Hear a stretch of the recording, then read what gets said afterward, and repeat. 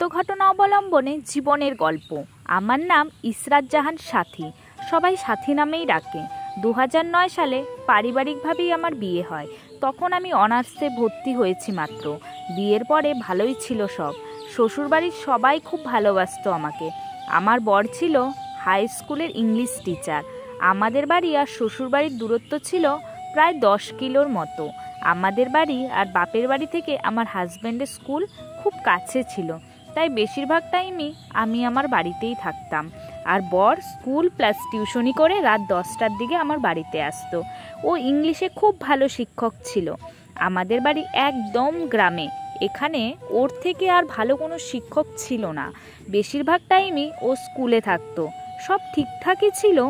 2 বছর খুব ভালোই সংসার কাটলো। 2011-তে আমি প্রেগনেন্ট হই। শ্বশুরবাড়ি বাপের বাড়ি সবাই খুব খুশি। আমার হাজব্যান্ডও খুব খুশি হন। 4 মাসে আমার প্রচুর ব্লাড যেতে শুরু করলো। ডক্টরের কাছে গেলাম, সে বেড রেস্ট দিল। চলে এলাম বাপের বাড়ি একেবারের জন্য।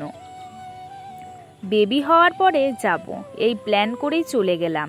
আমাদের বাড়িতে আমি, আমার মা, ছোট ভাই। আর ছোট ভাই ক্লাস 10-এ পড়তো তখন। আর বড় ভাবি এই নিয়ে আমাদের সংসার। আমার বাবা নেই। ছোট ভাই হওয়ায় 3 বছর পরেই বাবা মারা যায়।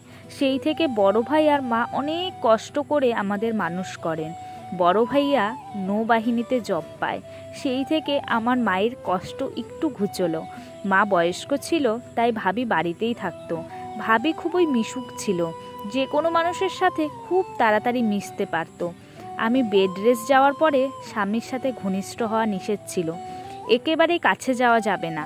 বর এই নিয়ে প্রথম একটা ঝামেলা করেছে। বাট তারপর লক্ষ্য করলাম সে ভালোই আছে।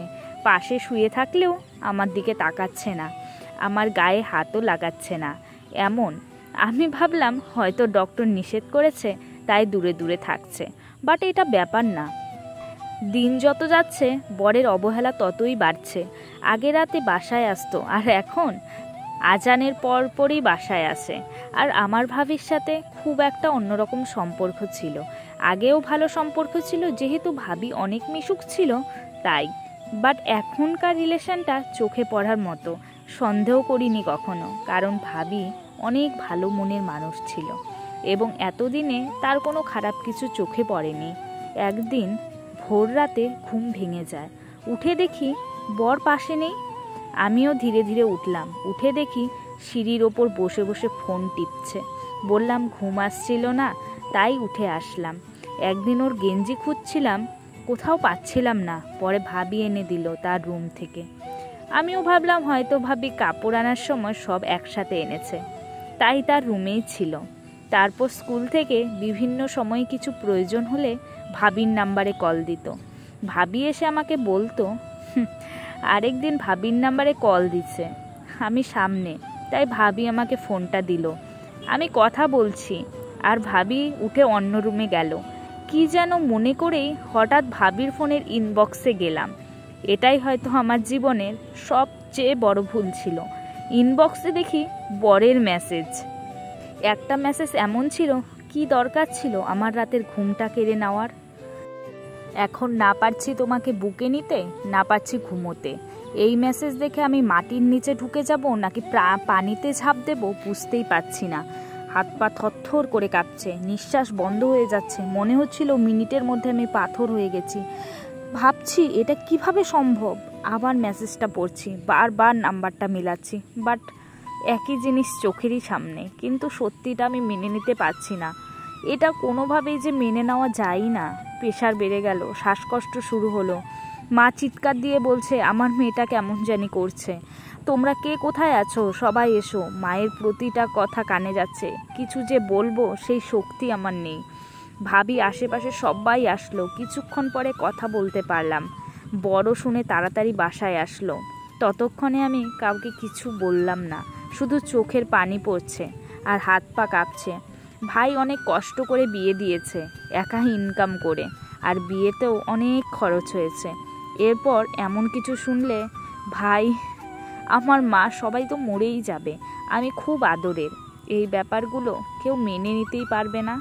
রাতে বর বলল, কি ব্যাপার, হঠাৎ করে কি হলো তোমার?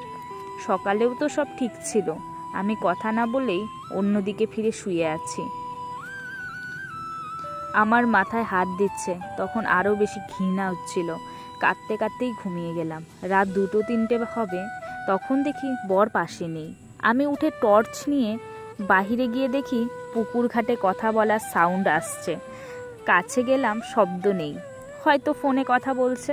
বাট আমাকে দেখে ফোনটা কেটে দিয়েছে। সেদিনের মতো সব গেল। আমিও মান সম্মানের ভয়ে মুখ খুললাম না। কত বোকা ছিলাম, নিজের কথা চিন্তা না করে অন্যের মান সম্মানের কথা চিন্তা করছি ভাবিকে ভাইয়া তো মেরেই ফেলবে, মানুষ খারাপ ভাববে, ছেলে মানুষের হয়তো এমন কিছু করার অধিকার আছে, তাই করছে, সব ঠিক হয়ে যাবে। দিন যত যায় তাদের লীলা খেলা ততই সবার নজরে আসছে। বাট কেউ তেমনভাবে মুখ ফুটে বলছে না।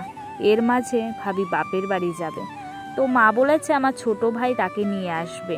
বাট ভাবি কিছুতেই মানছে না, তিনি একাই যাবেন। আর আমাদের গ্রামের নিয়ম, বউরা বাপের বাড়ি একা যায় না, শ্বশুর বাড়ি বা বাপের বাড়ি থেকে কেউ নিয়ে যায়।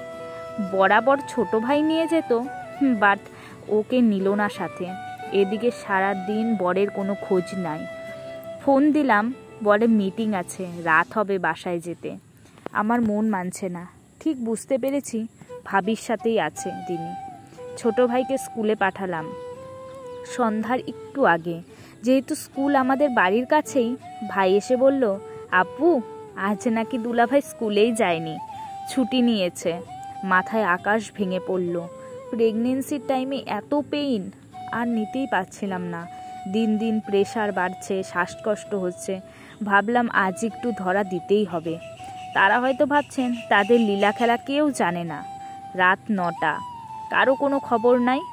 বাড়ির পাশের এক প্রতিবেশী, আমাদের দুঃসম্পর্কের দুলাভাই হয়, তিনি বাড়িতে এসে বলছে, আমার মায়ের কাছে কাকিমা সাথীর জামাইকে নিয়ে কি তোমার ছেলের বউ শহরে গেল নাকি? আমার মা বয়স্ক, গ্রামের সহজ সরল মানুষ।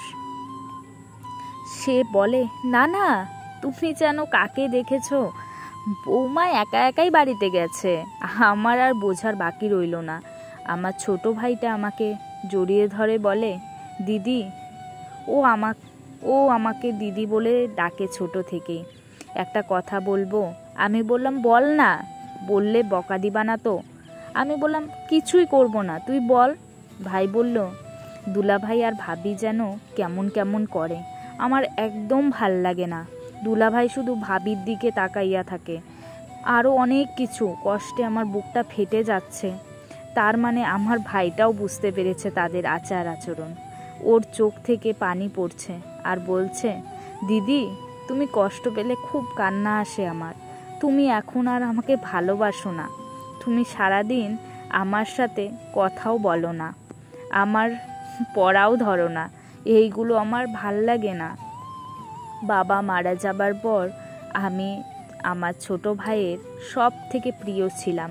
ওকে খাইয়ে দেওয়া, পরিয়ে দেওয়া সব আমিই করেছি। অথচ এখন এই মানসিক প্রেসারে ওর সাথে কথা বলা পর্যন্ত আমি অফ করেছি।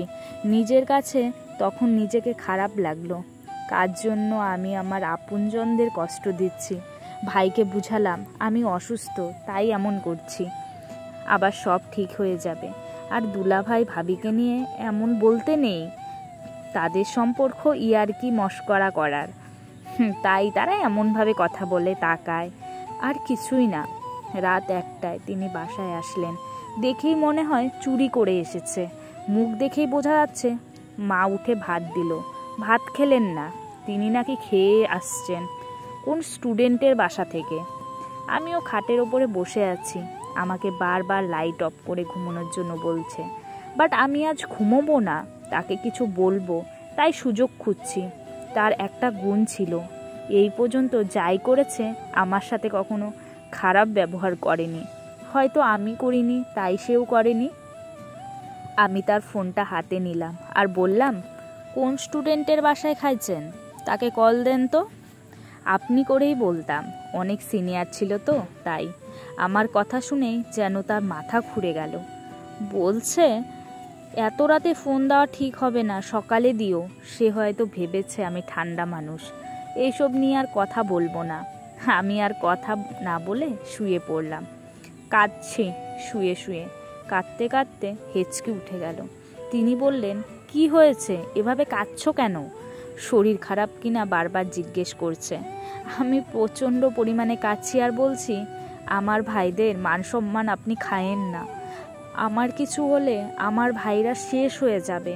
সে তো অবাক, বারবার জিজ্ঞেস করছে, কি হয়েছে বলো, খুলে বলো আমাকে।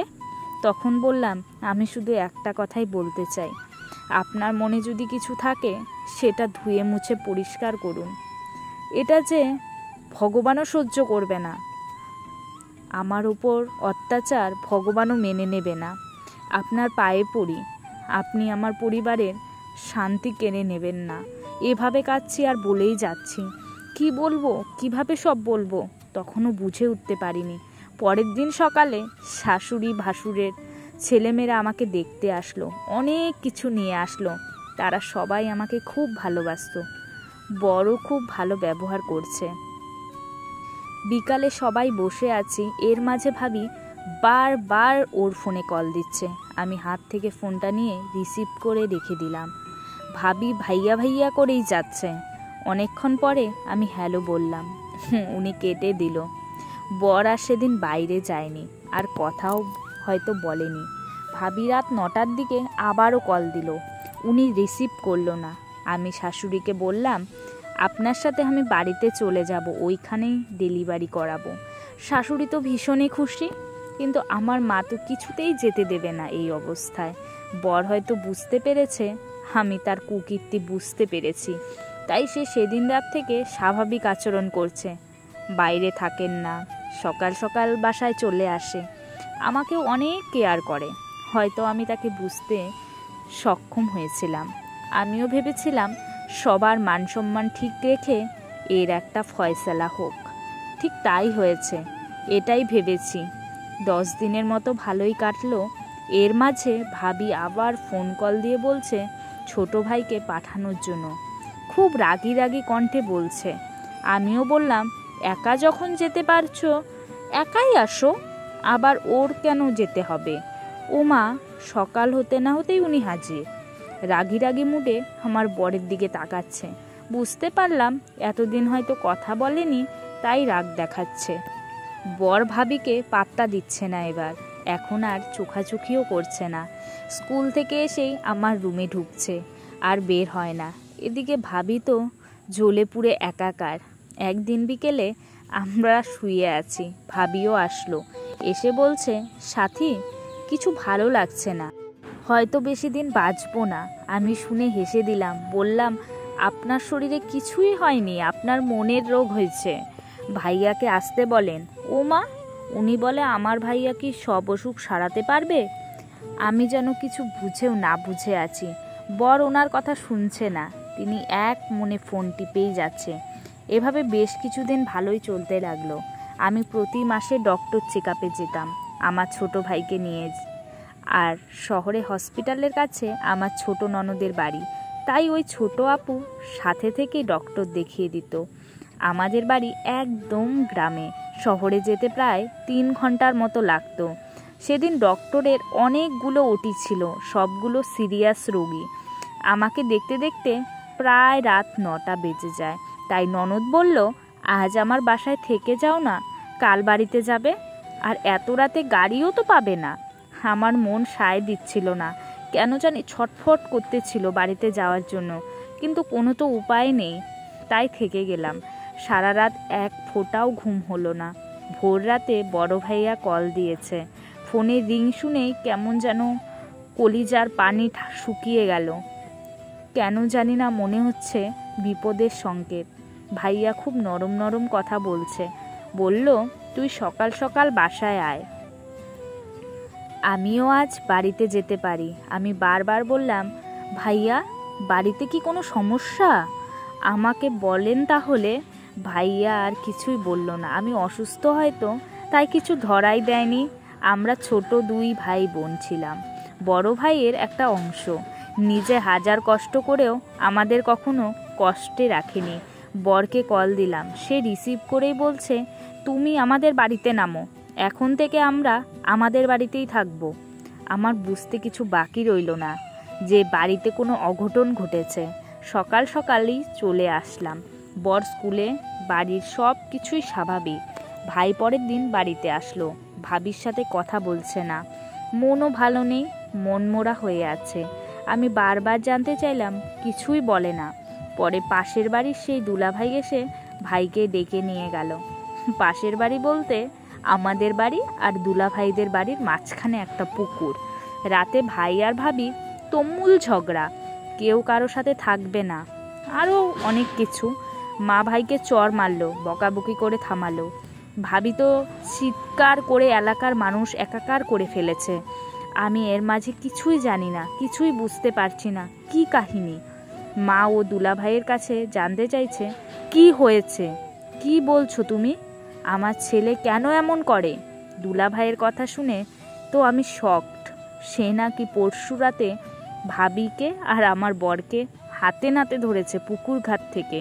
পুকুরে সিঁড়ি বাঁধানো ছিল, সেখানে সবাই বসতো আর রাতে ওখানে বসেই বর কথা বলতো। পরে নাকি ভাবি ওই দুলাভাইয়ের পায়ে ধরেছে কাউকে না বলার জন্য। দুলাভাই তখনই আমার ভাইকে ফোন করে সব বলে দেয়। এগুলো শুনে আমি চুপচাপ বসে পড়ি। সবাই আমাকে দেখছে, আমাকে নিয়ে ভয় পাচ্ছে আমার যদি কিছু হয়। কিন্তু এই কুকর্ম তো সবার আগে আমার চোখেই পড়ে। গ্রামের সবাই আমাকে খুব ভালোবাসতো, খুব নরম ছিলাম আর খুব মিশুক ছিলাম। দুলাভাইয়ের বউ ওই আপুর বেবি হওয়ার আগে আমি ওনার সব কাজ করে দিতাম। সেই থেকে ওনারা আমাকে বোনের মতোই দেখতো।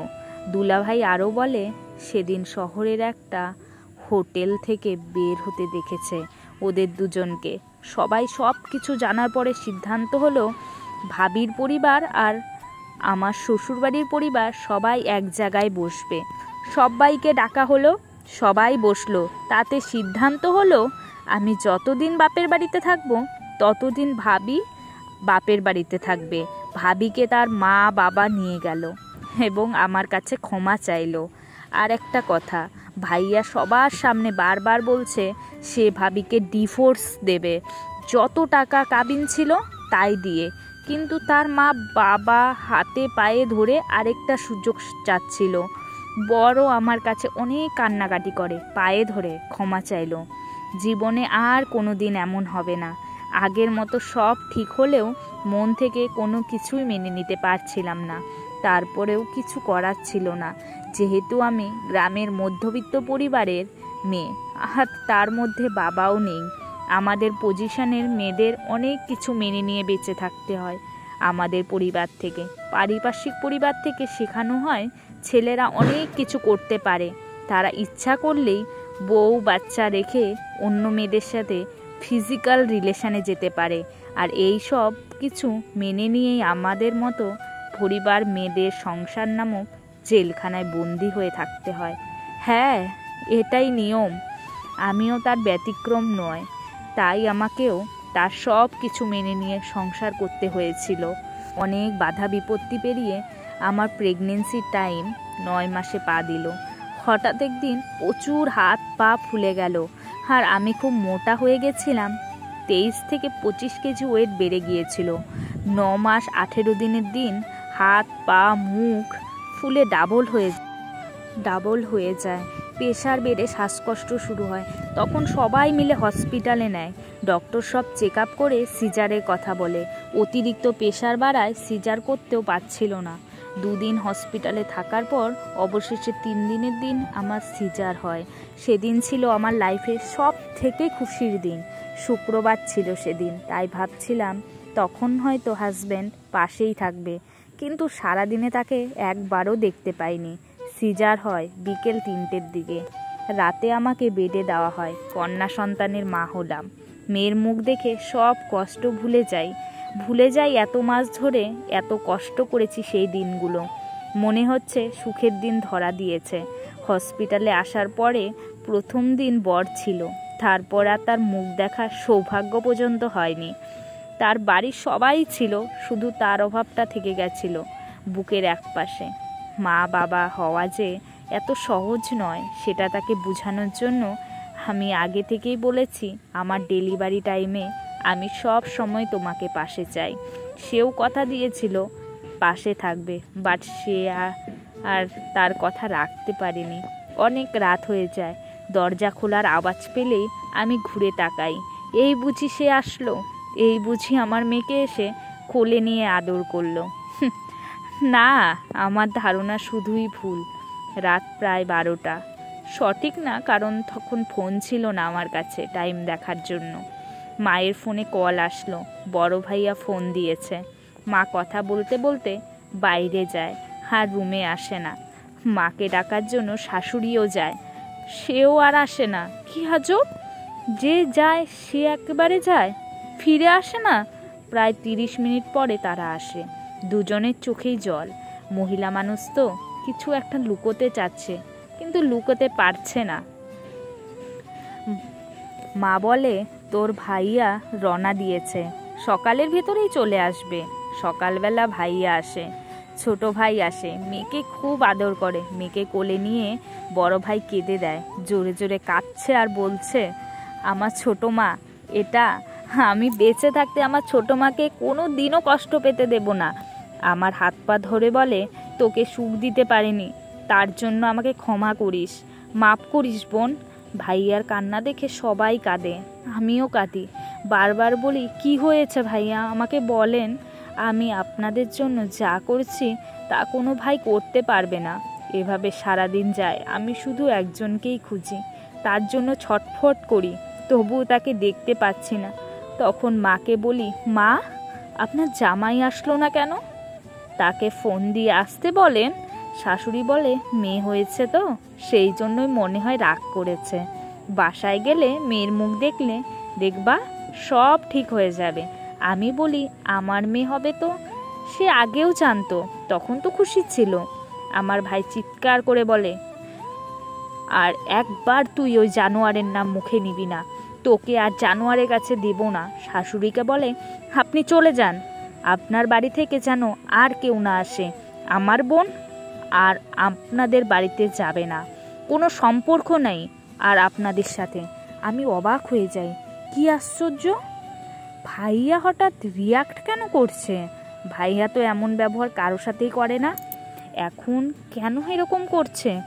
অবশেষে 2 দিন পরে আমি আমার মেয়ের বাবার খবর পাই। আমার ডেলিভারির দিন থেকে থাকে আমার বর আর ভাবিকে খুঁজে পাওয়া যাচ্ছে না। তার মানে সবাই বুঝতে পারছেন, হ্যাঁ, আমাকে মৃত্যুর মুখে ঠেলে দিয়ে তারা নতুন জীবনের উদ্দেশ্যে যাত্রা শুরু করেছেন। একটাবার চিন্তা করেনি বাচ্চাটার কথা, একটাবার মেয়েটার মুখ দেখে যেতে পারতো, মুখটা দেখলে ঠিক যেতে পারতো না। মেয়েটা তো ওরই রক্তে, ঠিক কোথাও একটা টান পড়তো। আমি পাগলের মতো হয়ে যাই। মাত্র 2 দিন হলো এত বড় অপারেশন থেকে উঠলাম, তার আগেই এত বড় পেইন কিভাবে মেনে নেব? এত নাম ডাক, পরিবার, সম্মান, কারো কথা ভাবলো না। শুনেছি মানুষ যখন পাপ করে তখন তার হিতাহিত জ্ঞান হারিয়ে যায়, তার বেলাতেও তাই হয়েছে। আর 10 জনের মতো তো তার জীবন নয়, সে একজন স্কুল শিক্ষক, আর শিক্ষক মানে 10টা জীবন গড়ার কারিগর সে, আর 10টা ছেলে মেয়ের আইডল সে। বাট সে এভাবে এসব করবে, এটা ছিল আমার কল্পনার বাইরে। এসব কিছু ভাবতে ভাবতে আমার প্রেশার বেড়ে যায়, অসুস্থ হয়ে যাই আমি। হসপিটালে নিয়ে অক্সিজেন দেওয়া হয় আমাকে। হসপিটালে 1 সপ্তাহ থাকার পরে বাড়িতে আসলাম। আমি তখন পাগল প্রায়, এতদিনের এত কিছু মেনে নিয়েছি। ভেবেছিলাম যাই করেছে ভুল করেছে, বাট পালিয়ে যাওয়ার কথা তো আমি ভুলেও কল্পনা করিনি। মেয়ের দিকে খেয়াল রাখতে পারছি না, দিন রাত কেঁদে কেঁদে শেষ হয়ে যাচ্ছিলাম। কত রাত যে না ঘুমিয়ে কাটাইছি তা আমি আর আমার ভগবানই জানে। সারাদিন ফোন দিতাম, সবাইকে কেঁদে কেঁদে বলতাম, যা করেছে আমি সব ভুলে যাব, তবুও তাকে ছাড়া আমার জীবনের মূল্য নেই, তাকে এনে দাও না তোমরা। দিনের ভেতর 1000 বার তার নাম্বারে ট্রাই করতাম, নাম্বার অফ।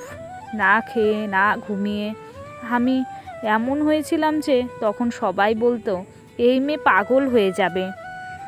আগে পরে যা হয়েছে কখনো এমন ভেঙে পড়িনি, কিন্তু এইবার কি যে হয়েছে আমি নিজেও জানি না। প্রায় 20 দিন পর একদিন হঠাৎ তার মায়ের কাছে কল দিয়েছে। তার মা নাকি খুব গালি দিয়েছে, আমার কথা নাকি জিজ্ঞেস করেছে, শাশুড়ি বলেছে মেয়েটা মরে যাবে, খায় না, ঘুমায় না, বাচ্চা ফেলে রাখে, পাগল পাগল করে, সারাদিন কান্না করে, এই সব। তখন মা আমার ফোনে কল আসে, রিসিভ করতেই তার সেই চিরচেনা ভয়েস। হঠাৎ দেখলাম বুকে কম্পন শুরু হয়েছে। প্রিয়জন হারানো কি এতই ব্যথা? বলেছে প্লিজ ফোন কাটবে না, শুনলাম তুমি নাকি খাওয়া দাওয়া করছো না, বাচ্চাকে দেখছো না, এটা কিন্তু অন্যায়। মনে রাখবে আমি যাই করি না কেন বাচ্চাটা কিন্তু তোমার, এখন ওর দিকে খেয়াল রেখো, তুমিও ঠিকমতো খাওয়া দাওয়া করো। আমি চিৎকার করে বলি কেন তুই আমার সাথে এমন করলি? কি ভুল ছিল আমার? এই বাচ্চা আমার না, এই বাচ্চার দায়িত্ব তোর। তুই যখন চলে গেলি এই বাচ্চারও কোনো প্রয়োজন নেই আমার। আমি পাগলের মতো বলতে থাকলাম যা করেছিস ফিরে আয়, আমি আগের মতো সব ভুলে যাব, নতুন করে সংসার করব, অনেক দূরে চলে যাব আমরা। এভাবে অনেকক্ষণ কথা বলি, সবাই রাগ করছিল, তারপরেও কথা বলি। আমার মনকে তো আমি মানাতেই পারছিলাম না কিছুতেই। নিজের পরিবার, বাচ্চা সব যেন মাথা থেকে বের হয়ে যায়। গ্রামের অতি সাধারণ মেয়ে ছিলাম, জীবনটা পড়াশুনো আর ছোট ভাইকে নিয়েই কেটেছে। একটা মেয়ে বন্ধু পর্যন্ত ছিল না আমার। পুরুষ মানুষের মন মানসিকতা কেমন হয় কোনো ধারণাই ছিল না। কোনো ছেলে বন্ধু তো দূরের কথা, ক্লাসের ছেলেদের সাথেও কোনো দিন কথা বলিনি। বিয়ের আগে ভাই আর বাবাকে ছাড়া কোনো পুরুষ মানুষের সঙ্গে সম্পর্কে আমার ধারণা কিছুই ছিল না। এখন দেখছি সেই পুরুষ যে ডেলিভারির দিন অসুস্থ স্ত্রীকে হসপিটালে রেখে অন্য কারো বউকে নিয়ে পালিয়ে যায়, এটাও মেনে নিতে হয়। যা করবে 18 থেকে 20 বছরের ছেলেমেয়েরা, তাও মেনে নিতে হয়। যখন 30+ এক পুরুষ মানুষের কাছ থেকে বড় ভাইয়া 10 দিনের ছুটি কাটিয়ে চলেও যায়, বারবার আমার হাতে ধরে বুঝিয়ে যায় আমি বেঁচে থাকতে তোদের আর কষ্ট করতে দেব না, তোরা খুব ভালো থাকবি, ভুলে যা এই 3টা বছর। তুই সুস্থ হলে মেয়েকে মার কাছে দিয়ে তুই আবার পড়াশুনো শুরু করবি। পড়াশোনা আমি বন্ধ করে দিয়েছিলাম, তবে বাচ্চার জন্য 2য় বর্ষের এক্সাম দিতে পারিনি। কে শোনে কার কথা? তখন কেউ ভালো কথা বললেও বিষ মনে হতো। আমার ভাই মেয়ের নাম রাখে আফিফা তাসনিম সানিতা, সানিতা ডাকনাম। আমাদের 3 ভাই বোনের নাম মিল রেখে সাথীর সা, নিবিড় ছোট ভাই নি, তাকবীর বড় ভাই তা থেকে সানিতা। যে নাম রাখা নিয়ে কত স্বপ্ন দেখেছি দুজন মিলে, সব স্বপ্ন ভেঙে যায় এক নিমিষেই। একদিন মা মেয়েকে স্নান করায়, মেয়েটি এত কাঁদে, কাঁদতে কাঁদতে মুখ নীল হয়ে যায়, শ্বাস টানতে পারে না, মুখ থেকে ফেনা বের হয়ে যায়। কিছুক্ষণ পর মেয়ে আমার চুপ হয়ে যায়। আমার মা ওকে বুকে নিয়ে চিৎকার দেয়, ছোট ভাইও চিৎকার শুরু করে। আমি দৌড়ে গিয়ে মেয়েকে বুকে টেনে নিই। তখন ভালোবাসার একটা টান অনুভব করি। তখন মনে হয় এই আমার বেঁচে থাকার সব কিছু। মেয়ে না থাকলে তো আমি আরও শেষ হয়ে যাব। তখন ভাবলাম না, আজ থেকে আর আমার মেয়েকে কষ্ট দেব না, ওকে আমার মতো করে তৈরি করব। তারপর মেয়েকে নিয়ে একটু ভালো সময় যেতে শুরু করলো। তাও যেমন কষ্ট তেমনই, কষ্টের ভাগ কাউকে দিতে পারছি না। 4 মাস চলে যায় দুঃখ কষ্ট নিয়ে। এর মাঝে টুকটাক ফোন দিত ভাবি, কথা বলতাম। উনি একদিন কল দিয়ে খুব কান্না করে আর বলে সাথী, আমি আবার ফিরে আসতে চাই তোমার কাছে। আমি, তুমি আর আমাদের মেয়েকে নিয়ে আবারও আমরা সংসার শুরু করব। সেটা কিভাবে হয়? এদিকে এলাকায় তার মান সম্মান একেবারে শেষ। ভাইয়া তাকে সামনে পেলেই খুন করবে, যদি শোনে আমি কথা বলি আমাকেও মেরে ফেলবে। আমার ভাই খুব জেদি, রেগে গেলে মা ছাড়া কেউ থামাতে পারে না। সব কিছুই ভাবছি, কিন্তু তাকে ছাড়া যে আমি অসম্পূর্ণ। মনের কোথাও একটা ব্যথা হয় প্রতিনিয়তে তাকে ছাড়া। এ ব্যথা যে সেই কমাতে পারবে। কিছুদিন যাওয়ার পর আমি আমার সিদ্ধান্তে অটল হলাম। আমি তার কাছেই ফিরে যাব। দ্বিতীয় বিয়ে করার কল্পনাও করতে পারিনি আমার মেয়েটা বাবার পরিচয়, বাবার ভালোবাসা ছাড়া বড় হবে। এই কথা ভাবতে ভাবতে অবশেষে আমার সিদ্ধান্তই ফাইনাল। সে আমাকে তার গোপন নাম্বার দেয়। সিদ্ধান্ত নিয়ে তাকে জানাতে বলে। তার নতুন বইয়ের কথা জানতে চাওয়াতে সে বলে তাকে ছেড়ে দিয়েছে, বলে দিয়েছে তার সাথে সংসার করবে না। আমিও সবটা বিশ্বাস করি। বাঘের মুখে পা রাখার জন্য প্রস্তুত নিচ্ছিলাম। আমার ছোট ভাইটার দিন শুরু হয় আমার মেয়ের মুখ দেখে। মেয়ের চিৎকার, কান্নার আওয়াজ সব মায়ের ফোনে রেকর্ড করে, সেগুলি আবার শোনে। ভাইয়ের ফোন ছিল না। 4 থেকে 5 মাসের বাচ্চাকে এমনভাবে কোলে নিয়ে বেরোবে, মনে হয় এটা 2 বছরের বাচ্চা। আমি মেয়ে হয়ে যা না করি, ছোট ভাই ছেলে হয়ে তার বেশি করে আমার মেয়ের জন্য। হিসু করলেও তাড়াতাড়ি চেঞ্জ করে দেয় যদি ঠান্ডা লাগে। বড় ভাইয়া তো মিনিটের পর মিনিট ফোন কানের কাছে ধরে রাখে। কখন আমার মেয়ে কান্না করবে, আহ আহ করবে, তাই শুনবে। সব কিছু মাথায় ঘুরপাক খাচ্ছে। কি করব? আমি চলে গেলে ওরা কীভাবে থাকবে? আমার উপর রেগে থাকবে, এই সব ভেবে মাথা খারাপ। উনি কল দিয়েই যাচ্ছে, আমার ডিসিশন জানতে যাচ্ছে। আমিও শিওর দিলাম আমি তার কাছেই যাব।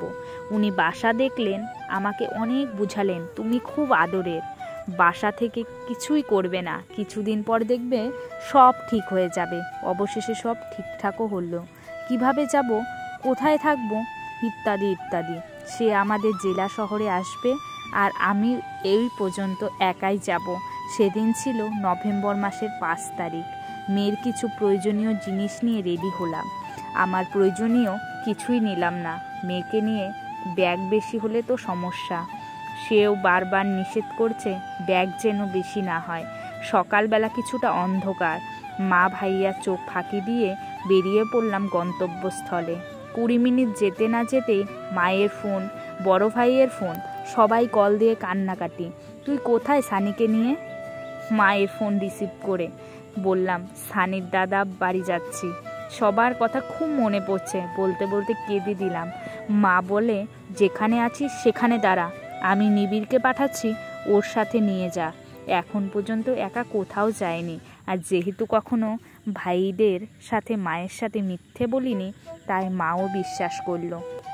মাকে বুঝিয়ে বললাম, আমি একটু পরেই ফিরে আসব। আপনি ভাইয়াকে বুঝিয়ে বলেন আমি ভাইয়ার ফোন রিসিভ করতে পারবো না, ভয় করছে।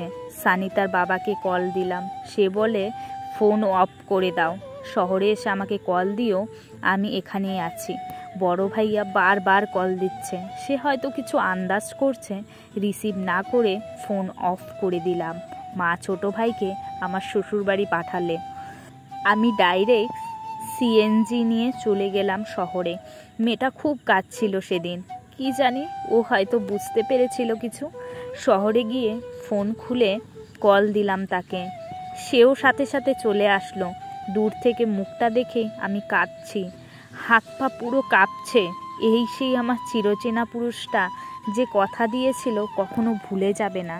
সামনে এসে সেও চোখ মুছছে। এসে আমাকে ডান হাত দিয়ে জড়িয়ে ধরে। মেয়েকে কোলে নিয়ে খুব আদর করে। অনর্গল তার চোখ দিয়ে পানি পড়ছে। কত মানুষ, সবাই তাকাচ্ছে, তাতে যেন তার কিছুই মনে হচ্ছিল না। বাবা মেয়ের এই ভালোবাসাই আমি দেখতে চেয়েছিলাম। এই জন্যই তো সব কিছু ফেলে চলে আসলাম তার কাছে। গাড়িতে উঠলাম, চলে যাচ্ছি তার সাথে অচেনা অজানা গন্তব্যে। এদিকে বাড়ির কোনো খবরও জানি না। ফোন অফ, যোগাযোগ বন্ধ। রাত 3টের দিকে ঢাকায় পৌঁছই তার রাখা বাসায়। এর মাঝে তার ফোনে প্রচুর ফোন আসতে থাকে, রিসিভ করে না। নাম্বার দেখে সাইলেন্স করে দেয়। বাসায় পৌঁছে আমার পায়ের ওপর ঝাঁপিয়ে পড়ে, বারবার ক্ষমা চায়, খুব কান্না করে পা ধরে। এটা সে ভালোই পারত। ঢাকায় যাওয়ার পরে সে এক অন্য রকম জীবন। ছোট একটা রুম, 5 পরিবারের একটা বাথরুম, সিরিয়াল দিয়ে রান্না করতে হয়। আমি যেহেতু এভাবে অভ্যস্ত ছিলাম না, তাই খুব কষ্ট লেগেছিল গুছিয়ে নিতে। সব মোটামুটি ভালোই চলছিল। এর মধ্যে বাড়িতে কারো সাথে যোগাযোগ করিনি।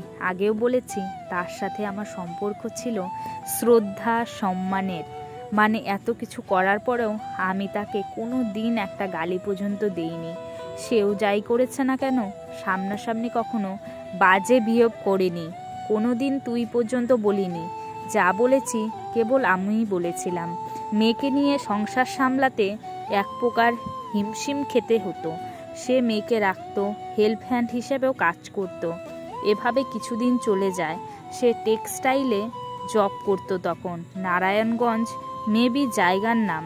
চাষারা ছিল, তার ফোনে ফোন আসতো, সে বাহিরে গিয়ে কথা বলতো। আমি কখনো খেয়াল করতাম না, সব কিছু তো ঠিকঠাকই ছিল। প্রায় 13 থেকে 15 দিন পরে একদিন রাতে সে আর বাসায় ফিরছে না। ফোন দিচ্ছে, ফোন অফ। টেনশনে আমার খারাপ অবস্থা।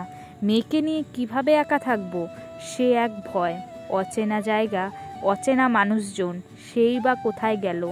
আমার খুব ভয় মনে, বিড়াল দেখেও ভয় পাই। তাই লাইট জ্বালিয়ে মেয়েকে নিয়ে বসে আছি। বুঝতে পেরেছি আজ আর ঘুম হবে না। রাত 12টার দিকে হঠাৎ ফোন দিয়ে বলছে, আমি অফিসেই আছি, কাল বাসায় যাব, তুমি বাবুকে নিয়ে ঘুমিয়ে যাও। কি আর করার, আমিও তার কথা বিশ্বাস করে তার অপেক্ষায় রইলাম। পরের দিন কল করে 3 দিন তার খবর নেই। 3 দিনের দিন তার মতলব বুঝতে পেরেছি। সে হয়তো আমাকে আবারও একা করে চলে গেছে। ফোন অফ, টোটাল যোগাযোগ বন্ধ। 4 দিনের দিন সে অনেক বাজার, প্রয়োজনীয় অনেক কিছু নিয়ে আসে বাসায়। আমাকে এই সেই করে ভুলভাল বোঝানোর চেষ্টা করছে। আমি বললাম, আমাকে না লুকিয়ে আপনার সত্যিটাই বলেন, দেখবেন আপনারও ভালো লাগবে, আমারও ভালো লাগবে সত্যিটা শুনে। উনার একই কথা, কি লুকাচ্ছ? না, কিছু লুকাচ্ছি না, সব ঠিক আছে। সে ভুল করেছিল, এখন সে সঠিক পথেই আছে। আমি বিশ্বাস করিনি। আমি একটু জোরেই বলে উঠলাম, এই মিথ্যাবাদীর সাথে আর না, আমি চলে যাব আজকেই। সে উঠেই মেয়ের মাথায় হাত দিয়ে বলছে, আমি কোনো মিথ্যা বলিনি, এই মেয়েকে ছুঁয়ে বললাম। আমি চিৎকার করে আমার মেয়েকে ছিনিয়ে নিই। আমি জানি সে মিথ্যে বলছে, শুধুই আমার মেয়েকে ছুঁয়ে কসম কাটলো। যাক, সেদিনের মতো সব কিছু ঠিক করে নিই। বাড়ি যখন ছেড়ে এসেছি তখন আর কিছু অন্যায়ও মেনে নিতে হবে। পরের দিন সে অফিসে যাওয়ার জন্য আমি পুরনো সিমটা ঢুকিয়ে মায়ের নাম্বারে কল দিই। মা রিসিভ করে অনেক কান্না করে, বারবার বলে, তোরা ঠিক মতো বেঁচে আছিস তো? অনেক ক্ষমা চায়, মাফ করে দিতে বলে। মাকে বুঝিয়ে বলি, আমি আমার মেয়েকে বাবার পরিচয় ছাড়া বড় করতে চাই না। আরও অনেক কিছু। মা বলে, যাই বলিস, তোর আবার ফিরে আসতে হবে, তার জন্য রেডি থাকিস। আমার ভাবির বাড়ির এলাকার লোকেদের কাছে খবর নিয়েছে, সে নাকি ঢাকাতেই আমার বরের সাথে আছে। মা অনেক কথা বলে। আমি আসার পরে ছোট ভাই, বড় ভাই নাকি অনেক কান্না করেছে। ছোট ভাই নাকি ঘরেই আসে না, সারাদিন বাইরে বাইরে কাটায়। মেয়েকে আমাকে খুব মিস করে। তারপর থেকে মাকে প্রায় কল দিতাম। একদিন শুক্রবার বিকেল টাইমে আমি মেয়েকে খাওয়াচ্ছি, আর উনি শুয়ে আছে।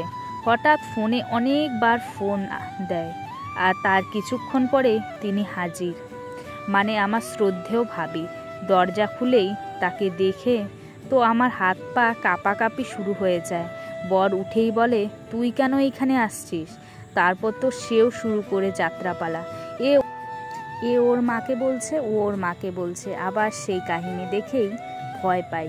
বাসা বাড়িতে মান সম্মানের ভয়, আর তাদের এই ব্যবহার। তারপর আমাকে বলে, তুই কেন আসছিস ঢাকায়? তুই কেন আমার স্বামীকে ছিনিয়ে নিলি? আমি তখন হাসবো না কাঁদবো নিজেও বুঝছিলাম না। কী যে বলবো তাই চিন্তা করছি। আমার উত্তর বড়ই দিয়ে দিচ্ছে। সে বলে, তুই কে সাথীকে প্রশ্ন করার? তুই কে? তুই আমার সংসার ভেঙেছিলি, এখন তাই তোকে আমি রাস্তায় ফেলে দিলাম। ভাবি আরও বলে, সেদিন আসার সময় বলে আসছিস বৃহস্পতিবার যাবি, কেন গেলি না? কেন ফোন ধরলি না? এইসব অনেক কথা। আমি শুধু তাদের কাহিনীই দেখে যাচ্ছি। পরে বললাম, তোরা বের হবি নাকি আমি তোদের পুলিশ ডাকবো? পাবলিক ডেকে তোদের দুটারই গণধোলাই খাওয়াবো। আমার মেয়েও এসব দেখে চিৎকার শুরু করে দেয়। বাচ্চা মেয়ে, ও খুব ভয় পেয়ে যায়। তারপর ওই মহিলা বের হয়ে যায়, আর আমি ফোন নিয়ে বাড়িতে কল দিতে যাই। অমনি উনি ফোন নিয়ে যায়। আমাকে বোঝাতে চায় আমি সেদিন প্রথম তার মুখের ওপর একটা প্লেট ছুঁড়ে মারি। তার নাক থেকে রক্ত পড়া শুরু করে। আমি দেখেও দেখি না। মেয়ে খুব কান্না করে, তাই মেয়েকে সামলাই। সে তখন বলে, যা করেছি, যা হয়েছে, তুমি একটু সাহায্য করো আমায়। আমি সব কিছু থেকে বেরিয়ে আসতে চাই, আর লুকোচুরি ভালো লাগে না আমার। আমি তোমাদের নিয়ে সুন্দরভাবে বেঁচে থাকতে চাই। এসব বলে আবারও আমার পা জড়িয়ে ধরে। আমি লাথি মেরে ফেলে দেই। যতবার ফেলি সে ততবারই জড়িয়ে ধরে। যেহেতু আশেপাশের সবাই সব কিছু শুনে গেছে, তাই আমি খুব সেন্টিমেন্টাল হয়ে গেছি। এবার কিছুতেই মেনে নিব না।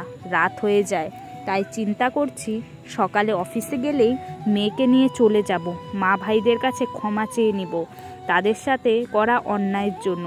রাত 2টার দিকে উঠে মেয়েকে জড়িয়ে ধরে প্রচুর কান্না শুরু করে বারবার একটা সুযোগ চায়।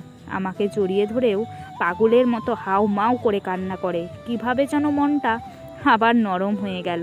সিদ্ধান্ত পাল্টাবে না। কি করব সকালে উঠে শুয়েই আছি, অফিসে যায় না। বলে আজ অফিসে যাব না, আজ তোমাদের নিয়ে বাইরে ঘুরবো। আমি তখন তার সাথে কোনো কথা বলি না।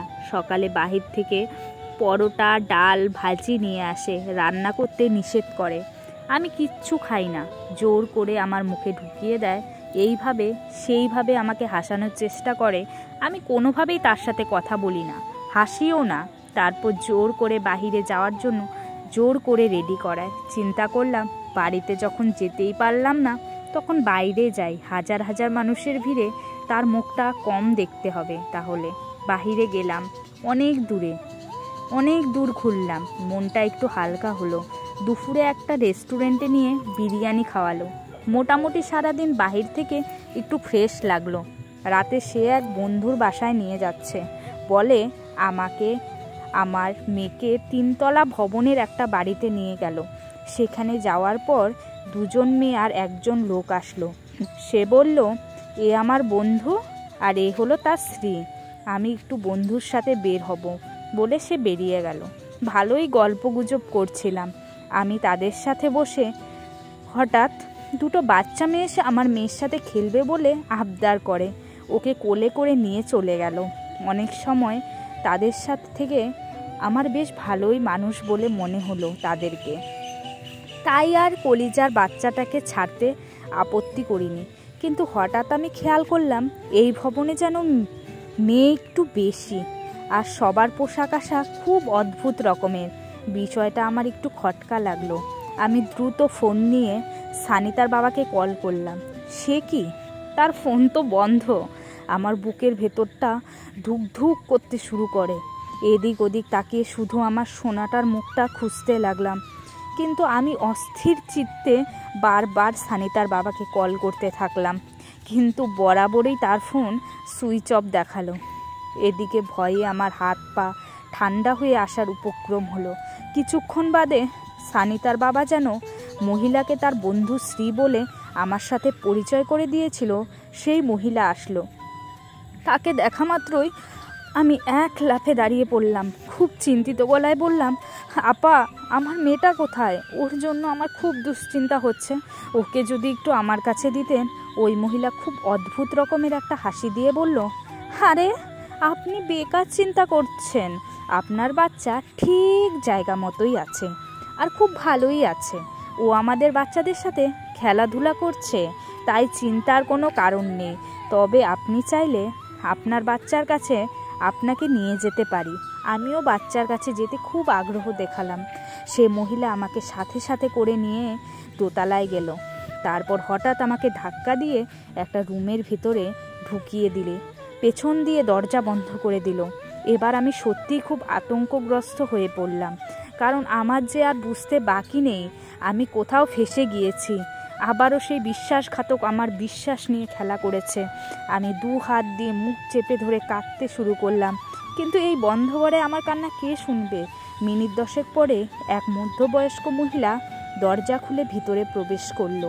তাকে দেখে আমি কাঁদতে কাঁদতে 2 পা জড়িয়ে ধরলাম। আকুতি ভরা গলায় বললাম, মা গো, আপনি তো আমার মায়ের মতো, আপনাকে না হয় মা বলেই সম্বোধন করলাম। আমাকে কেন এইভাবে আটকে রেখেছেন? আমার বাচ্চাটার যে বড্ড কষ্ট হচ্ছে আমাকে ছাড়া। আমার বাচ্চাটার কাছে আমাকে নিয়ে যান। ও যে একটা দুধের শিশু, সেটা কি আপনারা বুঝতে পারছেন না? আমাকে কেন বন্দি করে রেখেছেন? সে মধ্যবয়স্ক মহিলা আমাকে জোরে একটা ধাক্কা দিয়ে সরিয়ে দিয়ে বলল, তুমি জানো না তোমাকে 2 লক্ষ টাকার বিনিময়ে এখানে বিক্রি করা হয়েছে? আর বিক্রি করা হয়েছে মানে কি সেটা? তো তোমাকে আমার বোঝাতে হবে না, তাই এসব ন্যাকামি না করে তৈরি হয়ে যাও। সে মহিলা আমার মুখের ওপর আধা ছেঁড়া কিছু পোশাক ছুঁড়ে মেরে ঘর থেকে বেরিয়ে চলে গেল। আমি পাগলের মতো কাঁদতে লাগলাম সন্তানের বিহনে। হঠাৎ আমার মাথায় একটা বুদ্ধি আসলো। এটাকে ঠিক উপস্থিত বুদ্ধি বলা যেতে পারে।